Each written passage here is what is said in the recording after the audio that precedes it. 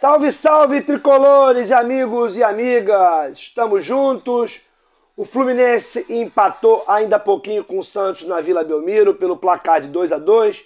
Marcaram para o Flu Paulo Henrique Ganso, com enorme categoria, cobrando pênalti, e John Arias. Um empate com gostinho de derrota. O Fluminense teve tudo para poder sair com a vitória. A gente vai falar um pouquinho do jogo. Deixa eu me apresentar para quem ainda não me conhece. Eu me chamo Helison Farina, esse aqui é o canal Eu Sou Tricolor. Se inscreve no nosso canal, deixa o like e vai com a gente junto no Instagram Eu Sou Tricolor. Amigos, desde o jogo contra o Goiás, eu venho sentindo que o Fluminense bateu um certo tipo de cansaço. Deu uma acelerada naquele jogo nas mudanças no final, o Fluminense ficou elétrico e acabou virando o jogo, mas desde o jogo do Goiás para cá eu venho percebendo que o Fluminense diminuiu a sua intensidade, diminuiu o seu ritmo. E mesmo nos momentos do dinizismo aflorado, como foi o primeiro tempo contra o Bragantino, como foi hoje ao contrário o segundo tempo do Fluminense com a mexida do Fernando Diniz, o Fluminense, ainda que venha praticando um bom futebol, se a gente parar para observar, o Fluminense diminuiu um pouquinho a sua dinâmica, diminuiu um pouquinho o seu ritmo. Hoje, quando precisou, acelerou um pouquinho mais, mas fez um primeiro tempo de uma certa forma moroso, acelerando pouco o passe, sendo previsível nas jogadas em que vinha trocando com a troca de passe mais rápido. A gente vem percebendo que bateu algum tipo de cansaço nesse time do Fluminense.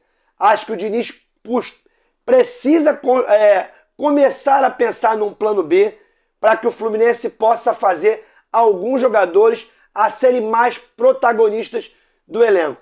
Eu gosto muito de uma frase que o Vanderlei Luxemburgo, que hoje está em baixa no futebol e que muitos dizem que perdeu o vestiário com os jogadores e não consegue mais fazer os seus times jogar por ele, mas lá nos seus bons tempos ele tinha uma frase que dizia para motivar aqueles que estão no plantel: na foto de campeão quase sempre não entra aquele time titular. Por que eu estou falando isso? O Diniz insiste com a ideia de jogar sempre com o mesmo time. Eu acho até que ele não está errado em relação a isso, mas uma hora a conta vai chegar. Uma hora esse resultado não vai vir. O segundo tempo contra o Fortaleza, a gente já passou o segundo tempo inteiro se defendendo, chegando uma ou duas vezes no ataque. Ganhamos a partida do Fortaleza, mas se o Fortaleza tivesse empatado ali, não seria nenhum absurdo. A gente passou um segundo tempo todo contra o Fortaleza se defendendo, passamos os últimos 20 minutos contra o Bragantino sem o mesmo ímpeto ofensivo. Lógico que hoje foi invertida a ordem. O Fluminense fez um primeiro tempo moroso, meio preguiçoso, eu diria.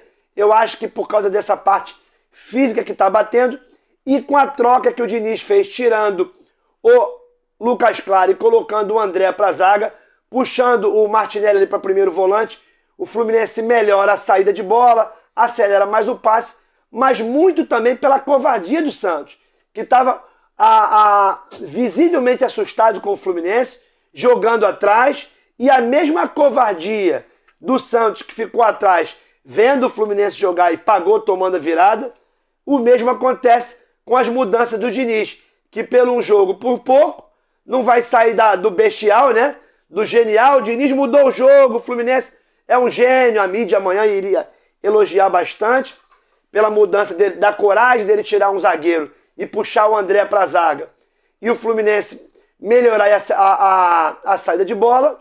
Os mesmos que iam elogiar, dizendo que ele é um gênio, agora certamente vão o cornetar, dizendo que ele trouxe o time muito para trás, porque tirou o Ganso e tirou o Matheus Martins, colocando o Wellington, que é um volante de contenção, e o David Duarte para recompor a zaga. Não estava bem o time? Eu venho falando. O Ganso vem saindo todo o jogo do Fluminense.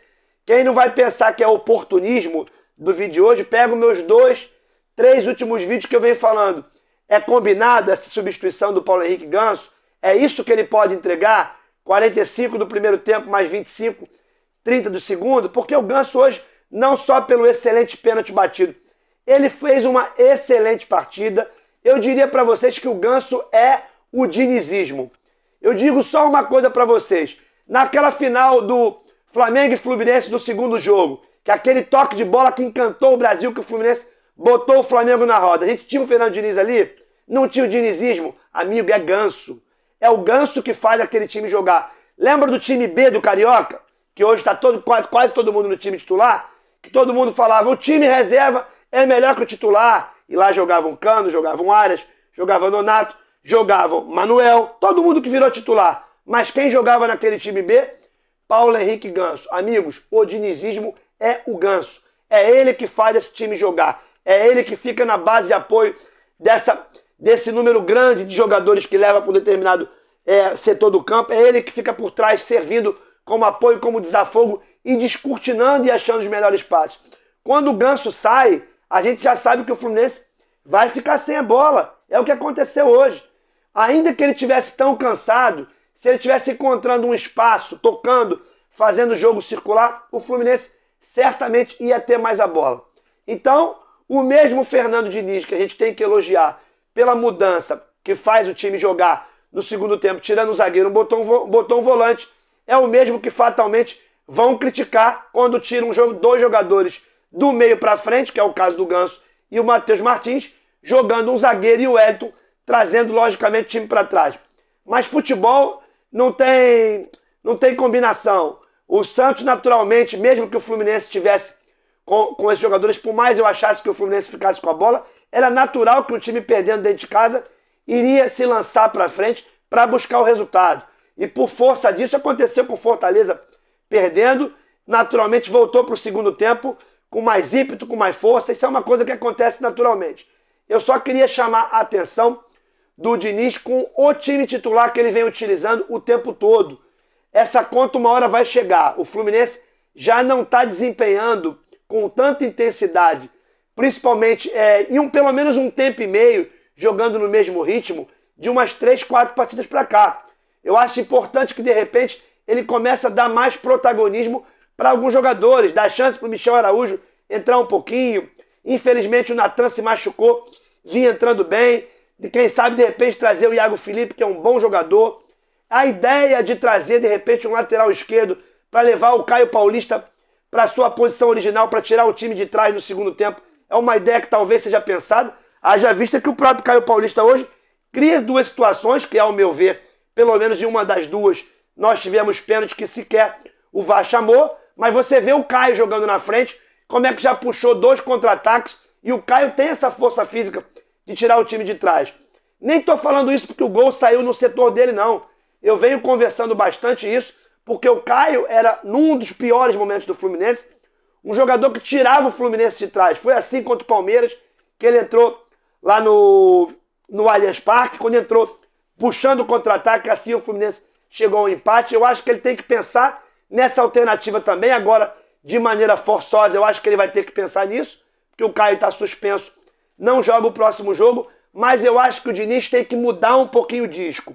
Não a composição toda do time. Eu acho que ele tem que realmente entrar com o que tem de melhor, mas talvez descansar um jogador, fazer uma mudança e voltar com ele no segundo tempo, ou fazer uma substituição ainda no intervalo por questão física, para que o Fluminense possa ter uma rotatividade física maior. A maior prova disso, para mim, foi aquele segundo tempo contra o Goiás, quando ele faz aquelas mudanças que entram Martinelli, Natan, Marrone e William. Através desses 4 caras que entraram no time, o Fluminense começa a acelerar, começa a trocar, fica o jogo trocando tiro, trocando soco com o Goiás, mas o Fluminense termina na frente, buscou o terceiro e quase buscou o 4º gol. Eu acho que o Diniz tem que realmente começar a pensar em oxigenar mais o time do Fluminense, mesmo que isso possa custar uma perda técnica, com a saída, entre aspas, de alguns jogadores, poupando para ficar no banco, ou de repente dando descanso para que eles possam voltar no próximo jogo ou ainda na segunda etapa. Essa questão física está latente, a gente já vem falando disso. É preocupante essa questão do Ganso sair todo jogo. Hoje o Ganso notoriamente foi o cara que ditou o ritmo, que achou o espaço, que criou as principais jogadas de gol, e toda vez que o Ganso sai, o time cai muito de produção. Se está acontecendo isso, de repente vai precisar mais do Ganso numa outra etapa do que na primeira, ou de repente criar um mecanismo de puxar mais um jogador de marcação, a gente que joga num quarteto ofensivo, tirar um cara desse quarteto, botar um tripé de volante para o Ganso jogar na frente desse tripé de volante por vezes, para ele se desgastar menos, enfim. Eu acho que o Diniz precisa rodar um pouquinho mais o plantel para que o Fluminense possa jogar numa voltagem maior e possa recuperar o nível físico, a dinâmica do time, que para mim vem sendo comprometida desde o jogo contra o Goiás. Eu espero que o Fluminense possa se recuperar. Infelizmente, o empate foi muito ruim, a gente fica muito distante do Palmeiras, embora a gente se mantenha invicto aí a 12 partidas. A última derrota do Fluminense, se eu não estou enganado, foi para o Atlético de Goiás no Maracanã, onde o Fluminense ficou com menos um jogador. Mas a gente torce para que o Fluminense se recupere, o campeonato é longo, e que a gente possa fazer um grande jogo contra o Cuiabá e siga lutando na briga pelo pentacampeonato. Eu ainda acredito, embora tenha ficado um pouco mais distante, mas eu acho que a nossa briga vai passar muito pela rodagem do plantel. E eu acredito que o Fernando vai saber fazer isso no momento certo. Gente, esse foi mais um vídeo do canal Eu Sou Tricolor. Deixa aquele like. Não se inscreveu ainda no canal? Faz isso, galera. Se inscreve aí, dá uma força pro amigo e a gente vai junto aqui no canal, sempre com vocês, falando com todo carinho, com todo amor do nosso querido Tricolor. Uma boa noite para vocês, fiquem com Deus. Fui, galera, um abraço.